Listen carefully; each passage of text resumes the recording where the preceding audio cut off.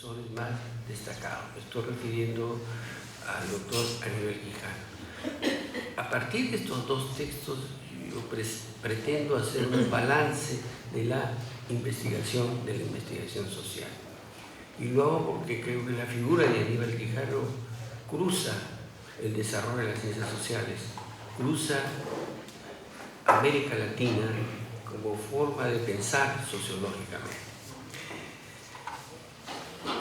Creo efectivamente que entre el 80 y el 90, cuando él plantea este artículo, su primer artículo, nota sobre los problemas de la investigación social en América Latina, hay una crisis de la sociología y de las ciencias sociales.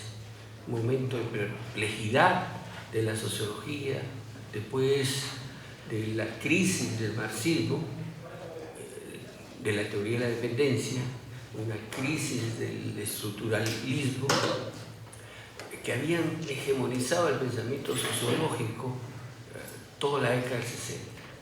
Pero esto llegó a una crisis terminal entre los 80 y los 90. Creo que eso marca la sociología, marca el desarrollo posterior de la sociología.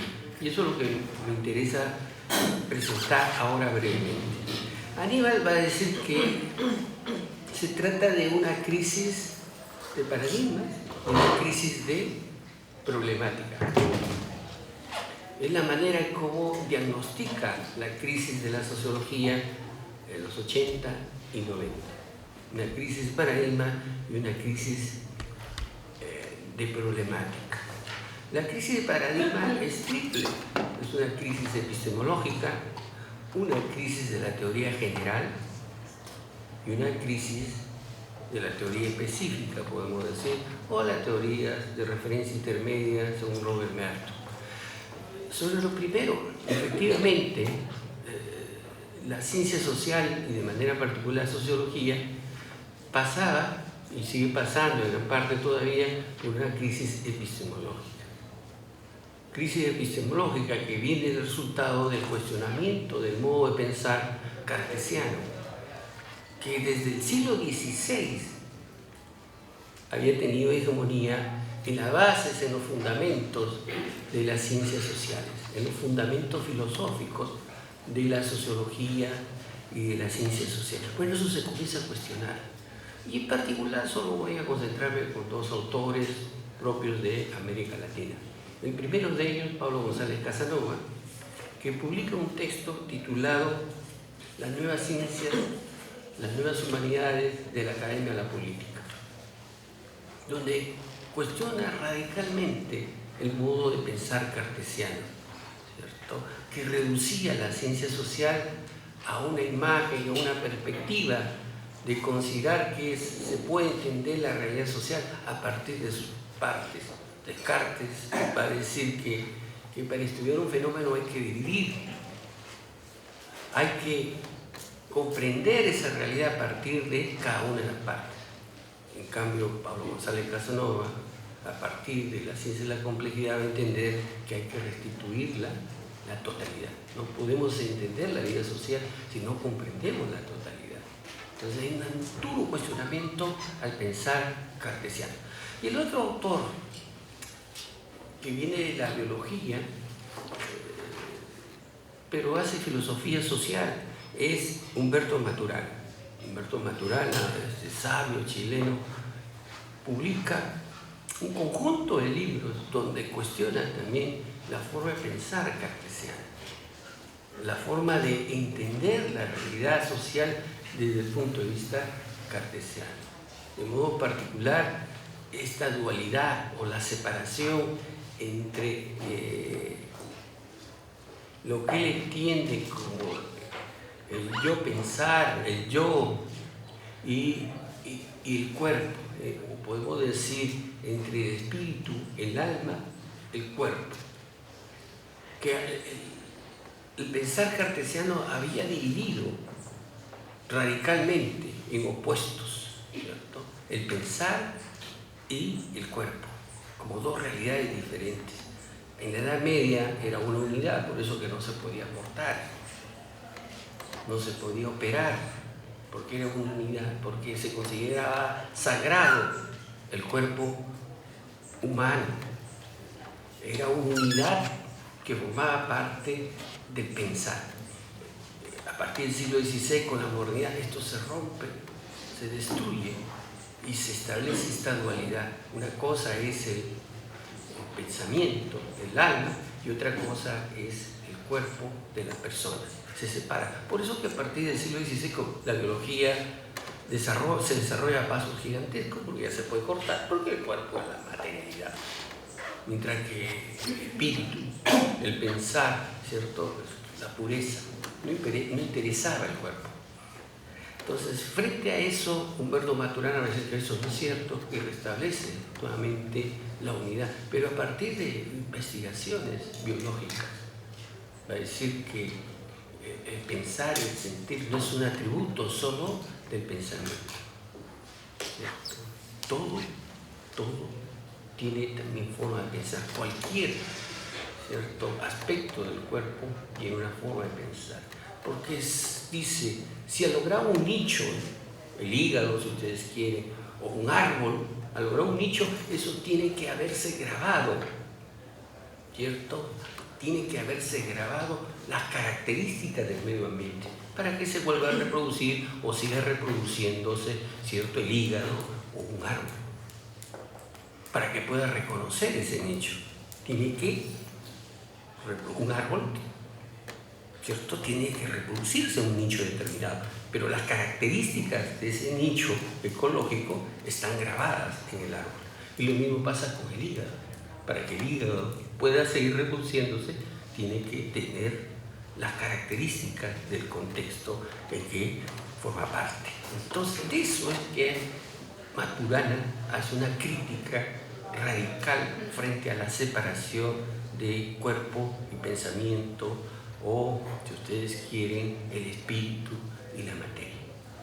Entonces, como ven ustedes, hay una radical forma de pensar nuevamente a partir de la complejidad. Estoy refiriendo a dos pensadores, primero de ellos un gran sociólogo, Pablo González Casanova, y el otro un sabio desde la biología que llega a la filosofía social, que cuestionan radicalmente la forma cartesiana, que son los fundamentos de la modernidad, del pensar de la modernidad, y sobre cuya base se desarrolla la sociología y todas las ciencias sociales.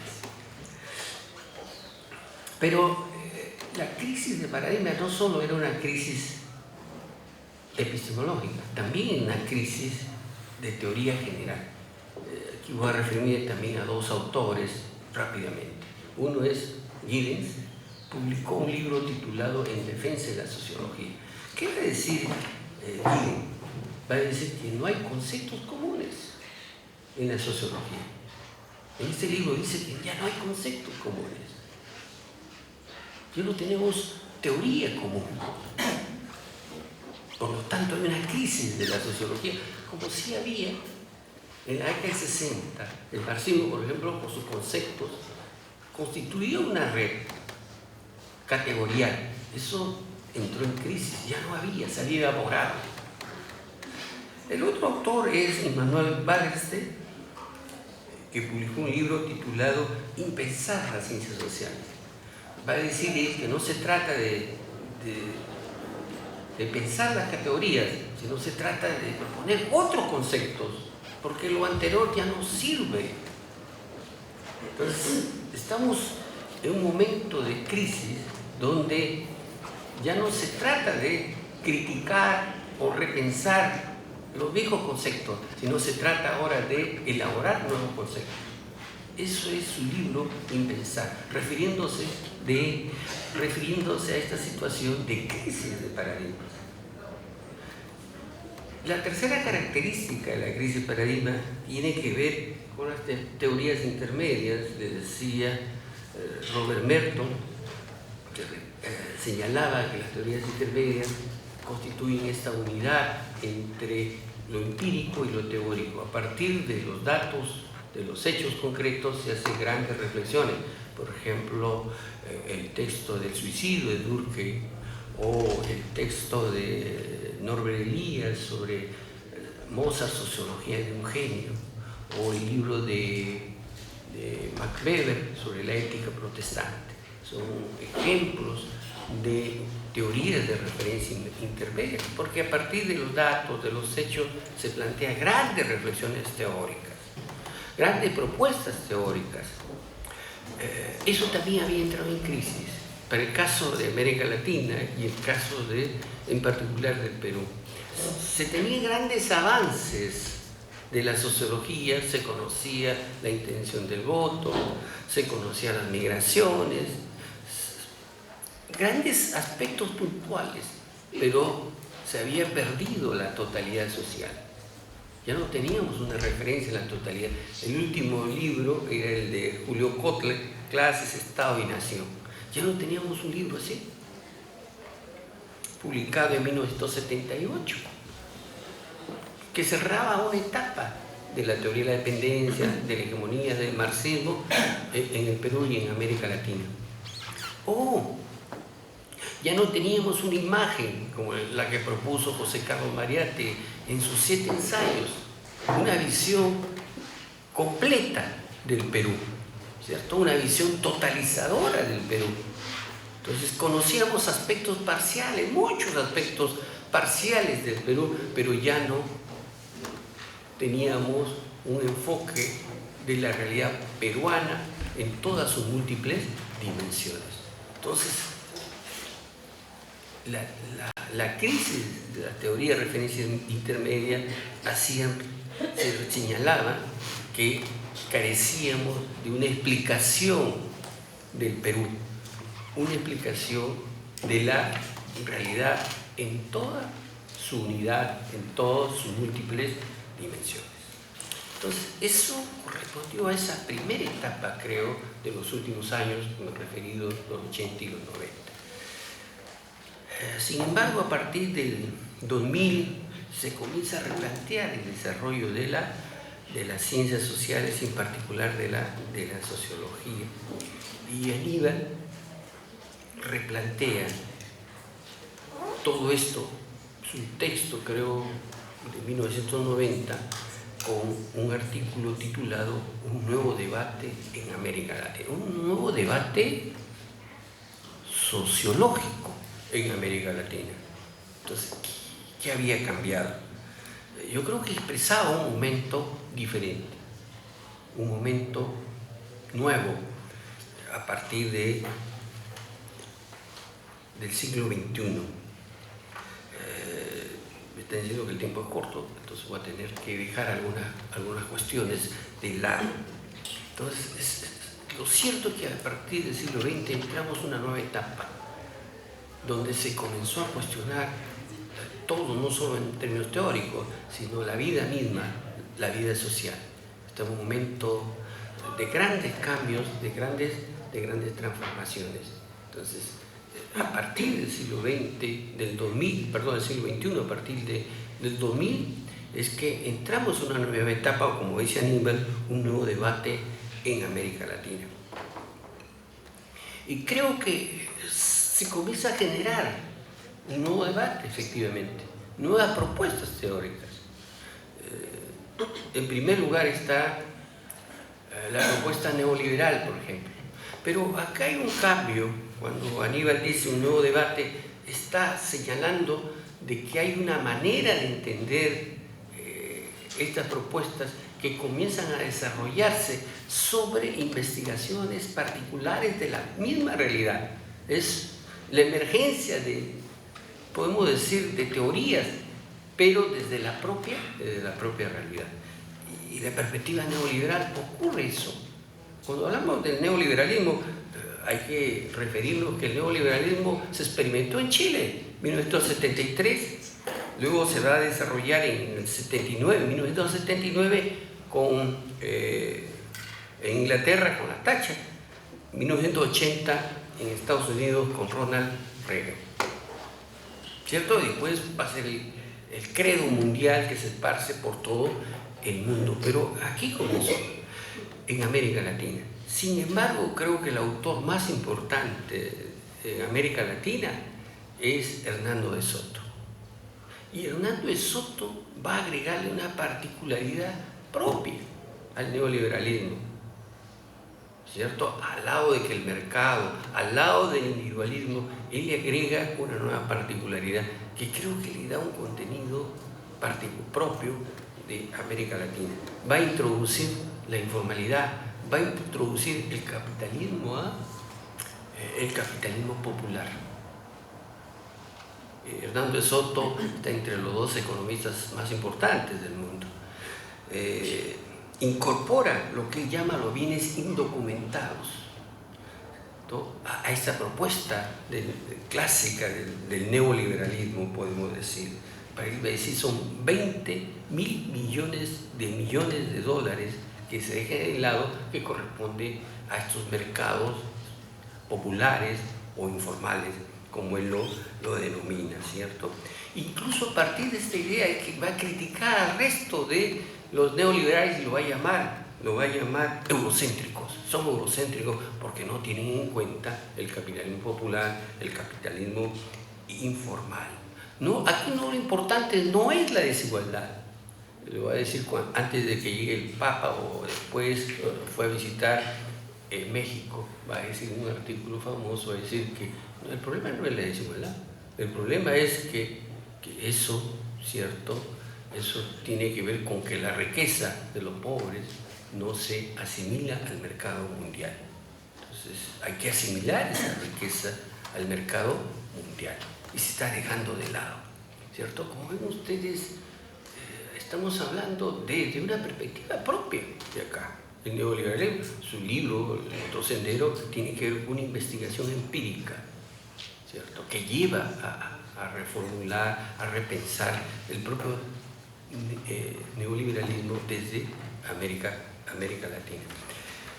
La otra perspectiva, voy a saltarme una de ellas, es el neodesarrollismo, que creo que es fundamental, o desarrollismo. Tiene vigencia en Venezuela, Bolivia, ¿cierto?, Nicaragua, estuvo en Ecuador y Bolivia. La situación está bien complicada. Pero aquí el desarrollismo, hay que entender que no solo es una visión de América Latina, una propuesta de América Latina, es una propuesta mundial. Creo que el neodesarrollismo tiene su expresión más acabada, no en América Latina, en el Asia, ¿cierto? ¿Dónde? En China. ¿Dónde? Singapur. ¿Dónde? En la India. Es donde el Estado orienta, planifica el desarrollo. ¿Dónde se da eso? En China. Pues hay un Partido Comunista Chino que orienta lo que hay que hacer. Utiliza el mercado para el desarrollo. El neodesarrollismo, ¿cierto? Entonces, no solo es una realidad de América Latina, sino mundial. Surgió como una gran pregunta por un intelectual de Singapur, precisamente, cuando se plantea, ¿pueden pensar a los asiáticos? Entonces se trata que puedan pensar en términos, ¿cierto?, intelectuales, sino se trata de que los asiáticos puedan elaborar una vía al capitalismo sin utilizar los valores occidentales, una vía propia, una vía con los valores asiáticos. ¿Es posible el capitalismo? Y les voy a decir que sí es posible. Entonces, ¿es posible pensar, que puedan pensar los asiáticos para hacer el capitalismo utilizando los valores asiáticos? Va a decir sí. Y eso es el capitalismo asiático. Sin el Fondo Monetario, sin el neoliberalismo, desde el Estado desarrollan una vía al capitalismo. Y una vida exitosa, podemos decir ahora, al capitalismo. Quizás en estos tiempos la vía más exitosa, ¿cierto? La vía más exitosa. Con sus valores, por ejemplo, en el caso chino, ¿cierto?, es el pensamiento Confucio. El pensamiento Confucio va a ser la ideología, los valores, rompen con el Fondo Monetario, rompen, ¿cierto?, con la imposición occidental y trazan una construcción.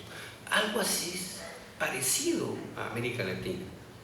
Si vemos el caso boliviano, Álvaro García Linera tiene un libro, Estado, Democracia, Estado y Nación, publicado en 2013, plantea esa vía andina al capitalismo, con valores propios, podemos decir entre comillas, el buen vivir. Recoge como lo hace el pensamiento Confucio. Aquí, endeble, extractivista, creo que es de ese modelo, en Asia, industrialista y tecnológico. Pero sigue siendo el mismo modelo. Yo no creo que ese modelo haya entrado en crisis en América Latina, está en cuestionamiento, sí. Creo que se vienen años de neodesarrollismo con más fuerza. Y la otra perspectiva, ya con esto me estoy salteando, es la teoría y la colonialidad del poder. Por favor, quisiera un minuto y con esto concluimos. Creo que la otra gran perspectiva de América Latina, ¿cierto? Estamos hablando del neoliberalismo, en crisis ahora casi terminal por los sucesos de Chile, el neodesarrollismo, que creo que no ha entrado en crisis, hay un error, ha sido cuestionado, es parte de esta disputa geopolítica que ocurre actualmente en América Latina. Países con Lula, creo que va a ocurrir algo parecido en el futuro, en Brasil nuevamente, o la elección de Alberto Fernández en Argentina. Ahora hay un proceso duro contra el neodesarrollismo boliviano por la renuncia de Evo Morales, pero hay una disputa geopolítica, creo, ahí, que creo que tiene otros alcances. Voy a referirme ahora al otro paradigma emergente desde América Latina, creo que es la teoría y la colonialidad del poder. Y cuando digo que es emergente, digo porque desde América Latina se plantea una perspectiva teórica. Voy a citar algunas referencias mundiales donde se discute, ¿no? Hay, por ejemplo, la cátedra de la colonialidad del poder en el Museo Reina Sofía en España, ¿cierto? O en la Universidad de Duke en Estados Unidos, Walter Muñoz desarrolla una cátedra. Se discute en el ámbito mundial desde América Latina y en particular por un profesor sanmarquino, Aníbal Quijano.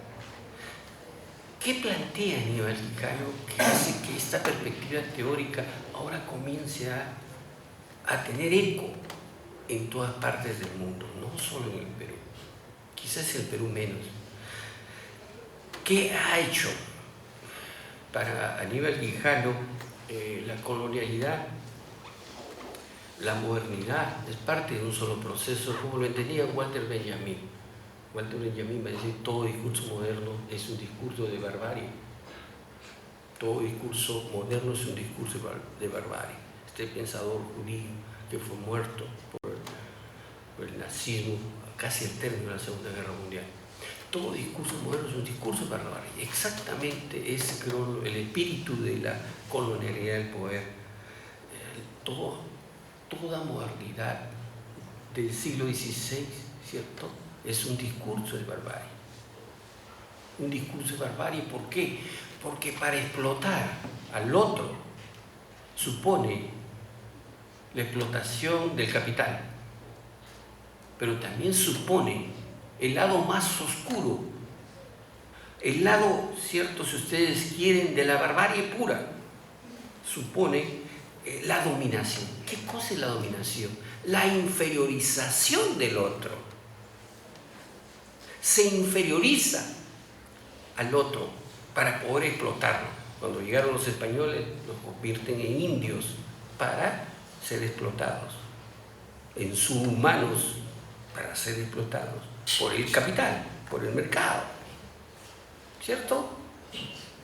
Entonces, una condición es la inferiorización del otro. Y eso es lo que rescata Aníbal en esta propuesta teórica. La modernidad supone la inferiorización del otro, que puede ser por la piel o como en la Segunda Guerra Mundial, que no era por la piel, sino era culturalmente. Lo que hicieron los alemanes frente al pueblo judío, ¿cierto?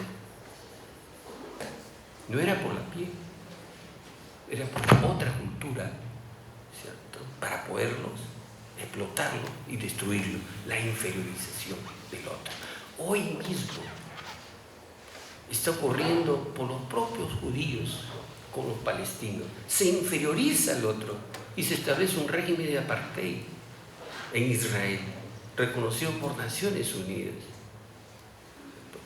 O los populismos, todos los populismos de extrema derecha que plantean la inferiorización del otro para ser explotado o aniquilado a todos los inmigrantes del mundo.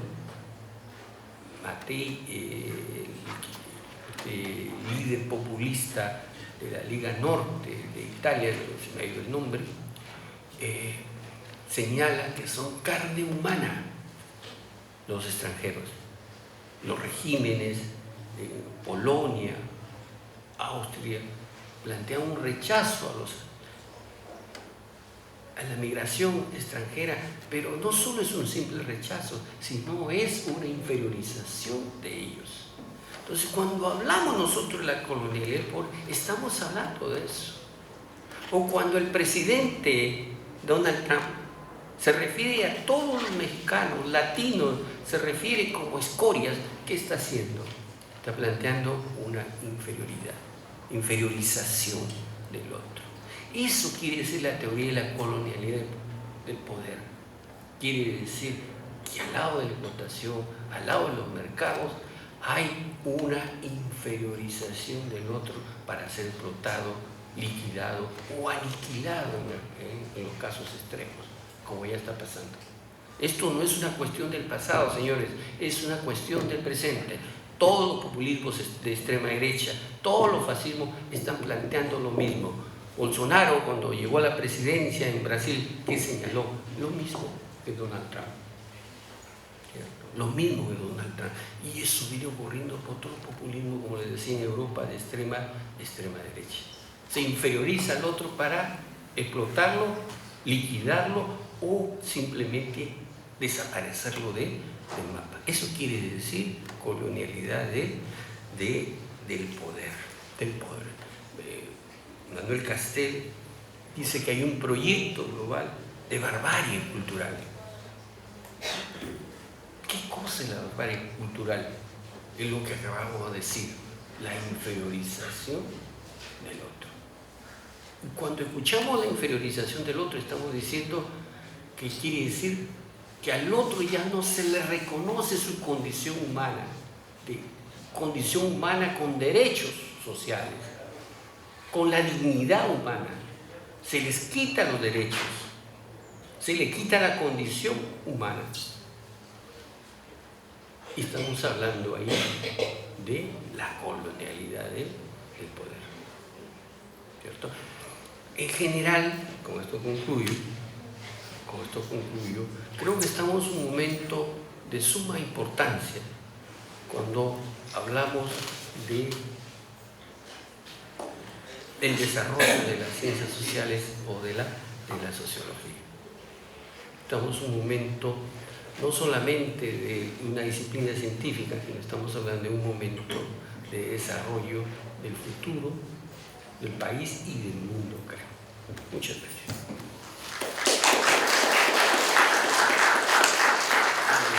A continuación tiene la palabra el doctor Julio Calderón, director de la Escuela Académico Profesional de Sociología. Bueno, muchas gracias por la invitación a los estudiantes. Quiero saludar, por supuesto, su iniciativa y decir algunas palabras sobre este tema que perspectivas sociológicas de hoy. Yo pensaba inaugurar este evento, pero bueno, había preparado algo para la inauguración que voy a extenderla un poco, ¿no? Para hablar de este tema. Bien, Yo recuerdo cuando terminé la universidad, cuando terminé de estudiar sociología, me quedé pensando, ¿no?, sobre esta situación de la estructura y el sujeto. Es decir, yo no veía cómo el sujeto... ¿Aló? ¿Aló? Ya. Yo no veía cómo el sujeto creaba la estructura y la estructura creaba el sujeto. Entonces me quedé con esa preocupación. Fue un saldo pendiente de mi educación universitaria, y el resto de mi vida me dediqué a leer teoría sociológica para responderme a mí mismo esta pregunta, ¿no? Entonces, quiero hablarles algo del dilema de la estructura del sujeto, y un segundo tema va a ser el de la verdad objetiva, es decir, si existe una verdad objetiva o finalmente lo que nosotros damos son opiniones, ¿no?, como las de cualquier otra, ¿no?, como dice el discurso de la posmodernidad. Yo recuerdo mucho que cuando era estudiante, me había influido mucho las tesis sobre Feuerbach, ¿no?, de Marx, que me las dieron a leer, ¿no? Y había ahí una parte que me parecía bien interesante, ¿no?, la tesis 3, ¿no?, que decía, bueno, para quienes no saben, la tesis sobre Feuerbach se escribe en 1845, pocos años antes del libro El 18 Brumario, que es uno de los grandes libros de Marx, ¿no? Entonces dice en la tesis 3, la teoría materialista de que los hombres son producto de las circunstancias y la educación, y de que por tanto los hombres modificados son producto de circunstancias distintas y de una educación modificada, olvida que son los hombres precisamente quienes hacen que cambien las circunstancias y que el propio educador necesita ser educado. A mí me llamaba la atención, bueno, esta aserción pues materialista que los hombres hacen la historia, que años después él la complementaba en la introducción al 18 Brumario de Luis Bonaparte, ¿no?, cuando es su famosa frase, ¿no?, Hegel dice en alguna parte que todos los grandes hechos y personajes de la historia universal aparecen como si dijéramos dos veces, ¿no?, pero se olvidó de agregar una vez como tragedia y la otra como farsa. Los hombres hacen su propia historia, pero no la hacen a su libre arbitrio, bajo circunstancias elegidas por ellos mismos, sino bajo aquellas circunstancias con que se encuentran directamente, que existen y les han sido legadas por el pasado. En esta frase, como dicen los autores más grandes a los que yo me ciño, porque yo también leo mucha teoría, no soy un teórico, no soy un sociólogo teórico, soy un sociólogo empírico, siempre lo he sido y lo voy a seguir siendo, pero precisamente cuando uno es sociólogo empírico tiene que leer mucha teoría, porque si no, ¿qué investigas? Sin teoría no hay investigación. En esta frase de Marx, según Bourdieu y según Antonio Giddens, se encuentra pues la base de la concepción materialista de la relación estructura-sujeto, ¿cierto? Es decir, el sujeto, los hombres hacen la historia. Efectivamente, todo lo que ocurre en el mundo es hecho por los hombres, pero no lo hacemos a nuestro libre arbitrio. Es decir, nosotros no elegimos la circunstancia en que vivimos, no elegimos nuestro país, no elegimos nuestra ciudad, no elegimos nuestra familia, no elegimos nuestra clase social. Todo eso nos viene dado y tenemos que actuar. Pero a su vez, como diría Marx, podemos cambiar esa realidad. Entonces, el hecho de que vivamos y actuemos bajo constreñimientos estructurales, pero a su vez podamos cambiar esa realidad, es el corazón de la relación estructura-sujeto. Entonces, por supuesto que la cuestión de la estructura-sujeto está en Bourdieu en la relación entre el campo, ¿no?, que es la correlación estructural de fuerzas que nos ata, ¿no? Y el hábitus. Pero el hábitus no es solo la forma que podemos emanciparnos de esa estructura, sino también el hábitus es la forma como esa estructura se plasma en nosotros, en nuestro cuerpo, en nuestra mirada, en nuestras palabras, etc. Entonces, ahí está, ¿no? Creo yo, y creí descubrirlo a lo largo de los años, ¿no? Y más o menos hará pues 20 años, ¿no? Yo di por resuelta ya la antinomia estructura-sujeto. Es decir, pensé que ese tema ya había sido resuelto por la sociología, pensé que ya habíamos volteado la página y estábamos en otras cosas. Sin embargo, al entrar aquí en San Marcos, hay muchos estudiantes que me entregan sus trabajos y yo, por supuesto, de buen agrado los leo, ¿no? Para tratar de contribuir a su formación. Y con sorpresa veo que acá todavía estamos debatiendo el objetivismo y el subjetivismo, cosa que yo pensé sinceramente que ya estaba superado, ¿no? Leo muchas cosas diciendo las visiones estructurales, que las personas, el sujeto no tienen nada que hacer, que todo está determinado por las estructuras, y eso me parece que es un tema que deberíamos seguir reflexionando. A mí personalmente me parece un tema superado, pero acá estamos discutiendo esta relación del estructuralismo y el subjetivismo, ¿no? Entonces tengo alumnos que me dicen que se han maravillado de leer a Gabriel Tarde, ¿no? Que Gabriel Tarde tiene una opinión sobre el subjetivismo, pero sí me llama la atención que no se trabajen tanto autores como Bourdieu y como Giddens, ¿no? Por ejemplo, o como Elias. Me llama mucho la atención eso de la formación sociológica acá. Bien, el segundo tema, ¿no?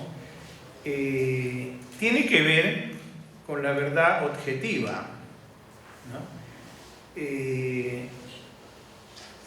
Y la tesis 2 sobre Feuerbach, Marx dice: en cuanto a la cuestión de si al pensamiento humano puede atribuírsele una verdad objetiva, es decir, si lo que decimos los científicos o los pensadores se ajusta a la realidad de los hechos, ¿no? Dice Marx, no es una cuestión teórica, sino una cuestión práctica. Es en la práctica donde el hombre tiene que demostrar la verdad, es decir, la realidad y el poderío, la terrenalidad de su pensamiento. Entonces, hay la posibilidad de una verdad objetiva, ¿no? ¿Qué cosa es una verdad objetiva? Una verdad objetiva es lo que en epistemología se llama el realismo. Es decir, pensar que la ciencia tiene la capacidad de afirmar cosas sobre la vida y demostrarlas, ¿no? Es decir, yo puedo decir algo sobre un hecho y puedo demostrar, y si los hechos se ajustan a la propuesta teórica que yo planteo, estamos ante una verdad objetiva. Esta verdad objetiva, por supuesto, fue puesta en cuestión, ¿no? Así como yo envejecía, digamos, ¿no? La sociología peruana también fue cambiando. Cuando yo estudiaba en la universidad, la enseñanza era estructuralista, ¿no? Todos éramos más o menos seguidores de Althusser y Manuel Castells y toda la cosa, ¿no? Entonces, las estructuras actuaban sobre los individuos y no nos daban muchas opciones, ¿no? Todos éramos como una especie de marionetas de las estructuras, ¿no? Incluso gente como Althusser decía, ya no hay que estudiar la historia de la gente, no, todo está en la estructura, decía él. Bueno,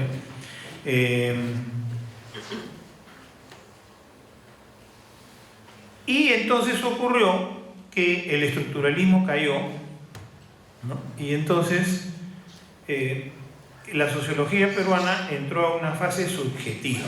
Ustedes no tienen la idea de la cantidad de libros que yo tuve que leer en los 90, ¿no? donde los libros decían, y como dijo doña Panchita, y una hoja la declaración de doña Panchita, y como dijo doña Pepa, una hoja la declaración de doña Pepa, final del libro se acabó. Es decir, ya se renunciaba al análisis científico para transmitir el testimonio, la declaración del sujeto.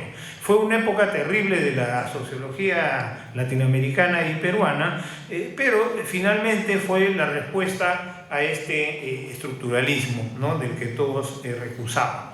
Ahora bien, nosotros, como dice Giddens habla de la doble hermenéutica. Dice, los sociólogos tenemos una doble labor, porque no solamente tenemos que interpretar los hechos, como hacen los biólogos, como hacen los físicos, no solo tenemos que interpretar los hechos, que es nuestra hermenéutica, sino que tenemos que contrastar nuestra hermenéutica con aquella que tiene la gente que estamos estudiando. Es decir, la gente que estamos estudiando también ve esos problemas, también piensa, también reflexiona y también tiene su interpretación. Por eso Giddens dice la doble hermenéutica, la que un sociólogo como investigador hace, pero tiene que considerar también lo que la gente está pensando, ¿no? Y obviamente esto me lleva ya, digamos, a esta separación entre la representación del espacio y el espacio de representación, del Lefebvre. La representación del espacio, o podemos decir de la vida social, es como los sociólogos vemos la vida social, ¿no? Nosotros podemos decir, mira, Ticlochico en Villa María del Triunfo es tal cosa, ¿no? Pero, así como yo represento Ticlochico, el que vive en Ticlochico representa su espacio. Entonces, mientras lo que yo hago es la representación del espacio, el que vive ahí hace el espacio de representación, donde pone sus valores, sus creencias, sus sentimientos, sus amores, etc. Entonces tenemos como sociólogos que también ver esta doble condición, ¿no es cierto? Entonces para terminar, efectivamente, yo creo que tenemos una visión de la cual, por supuesto, Aníbal Quijano fue uno de los grandes críticos, ¿no?, de una imposición de la visión del norte del planeta en la investigación sociológica. Es decir, tenemos mucho en América Latina de gente que espera que se estudia en Francia o en Estados Unidos para ver si esos conceptos los podemos aplicar en América Latina. Ese es un oficio, una tarea, ¿no?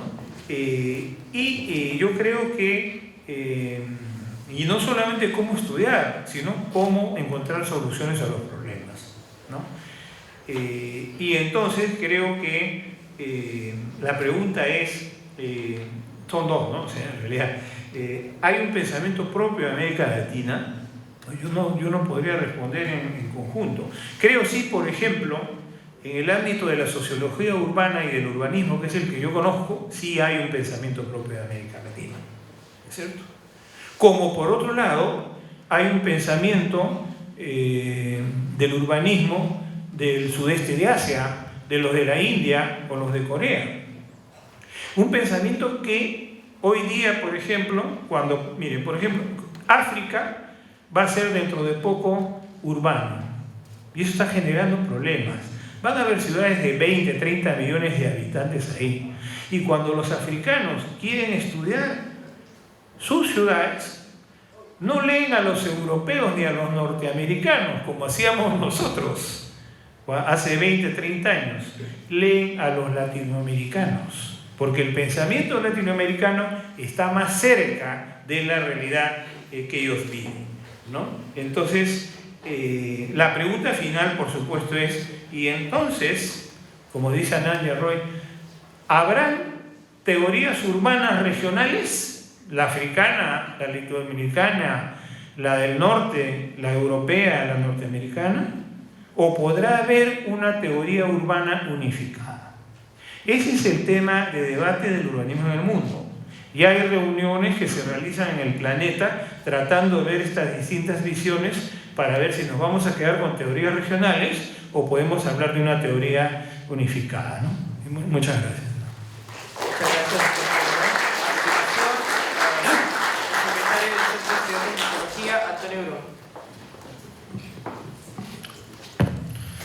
Buenas tardes, compañeros y compañeras. Primero, agradecer la presencia del doctor Julio Mejía, decano de la facultad, y del doctor Calderón, nuestro director de escuela. Y sé que estamos cortos con el tiempo, así que voy a dar solamente las palabras de inauguración al 10º coloquio de Sociología. Pero decirles que este 10º coloquio no solo forma parte de 3 días, sino que es realmente parte de toda la semana de Sociología que hemos venido trabajando como junta hace 4 meses. Ha sido un arduo trabajo y si bien como gremio tenemos la obligación de defender los derechos estudiantiles que nos corresponde, sin embargo no solo es nuestro trabajo pues ir a hacerle plantones al decano de vez en cuando, ¿no? Sí. No solo consiste en eso, sino también como gremio tenemos que buscar generar espacios académicos en los cuales contribuyan al estudiante y mediante estos contribuir a los futuros sociólogos para que también den su aporte a la transformación. Este coloquio y en sí la Semana de Sociología ha sido un trabajo arduo con las bases, con los delegados, con el apoyo del Comité de Gestión del tercio minoría de sociales, que ha sido muy importante, y esta junta que ha trabajado. Sin embargo, pues todavía quedan falencias. Sin embargo, todavía cometemos errores. Aún estamos distanciados los estudiantes de los profesores como si fuéramos enemigos, cuando podemos contribuir, si queremos contribuir realmente a una transformación como sociólogos. Es un buen momento para empezar a trabajar en conjunto, teniendo acá la presencia de nuestras autoridades. Y bueno, invitarlos a que continúen asistiendo a los diferentes eventos. Se nos vienen las mesas de género, las mesas de descolonialidad, hay eventos de exposición de fotos, pintura, extramuros y nuestro cierre cultural el día viernes. Muchas gracias.